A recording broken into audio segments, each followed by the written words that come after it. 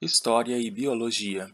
A imensa diversidade de realidades imaginadas que os sapiens inventaram e a diversidade resultante de padrões de comportamento são os principais componentes do que chamamos culturas. Desde que apareceram, as culturas nunca cessaram de se transformar e se desenvolver, e essas alterações irrefreáveis são o que denominamos história.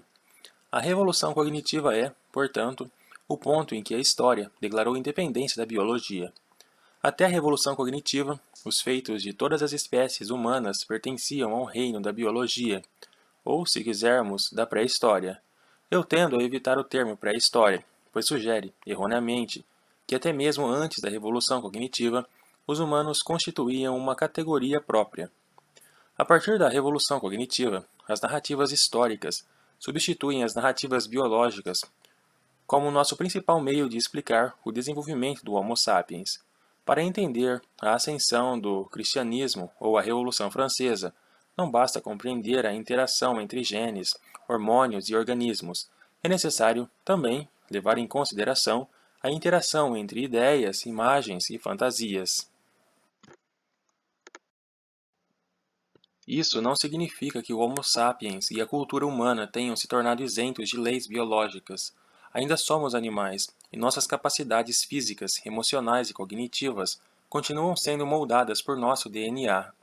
Nossas sociedades são construídas com os mesmos tijolos que as sociedades dos Neandertais ou dos chimpanzés, e, quanto mais examinamos esses tijolos, sensações, emoções, laços familiares, menos diferenças encontramos entre nós e outros primatas.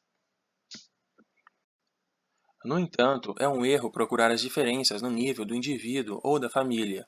Nas comparações entre indivíduos ou mesmo entre grupos de 10, somos embaraçosamente similares aos chimpanzés.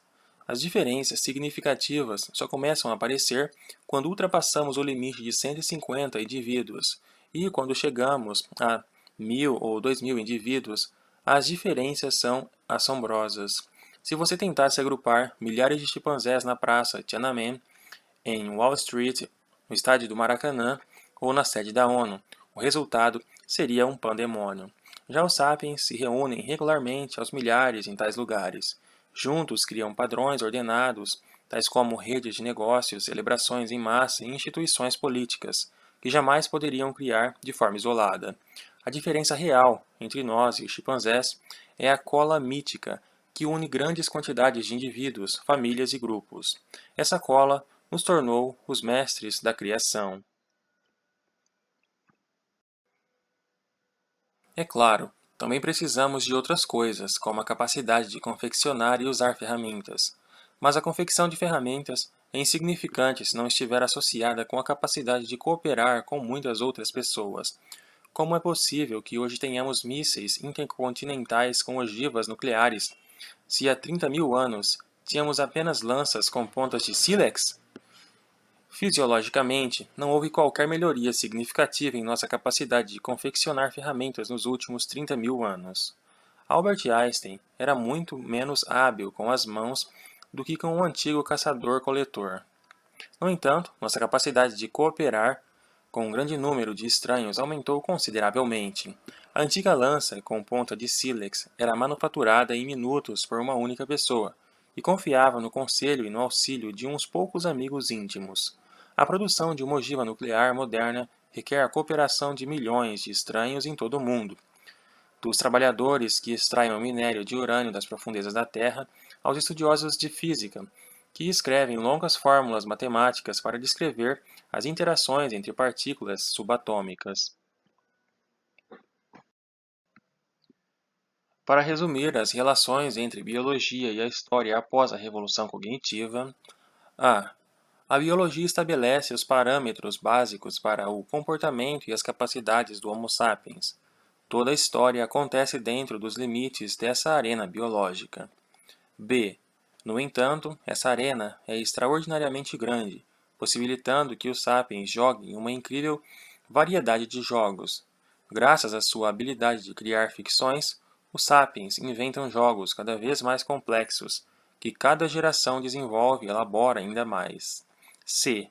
Em consequência, a fim de entender como os sapiens se comportam, Devemos descrever a evolução histórica de suas ações.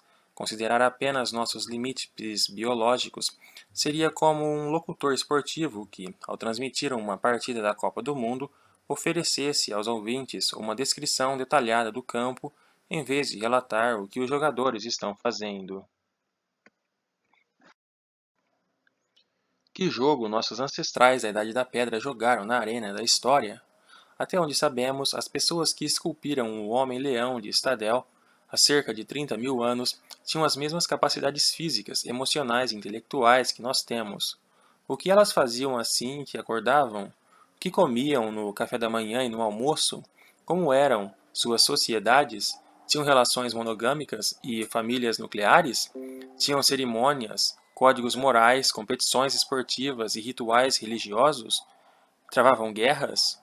O próximo capítulo espreita de trás da cortina das eras, examinando como era a vida nos milênios que separam a revolução cognitiva da revolução agrícola.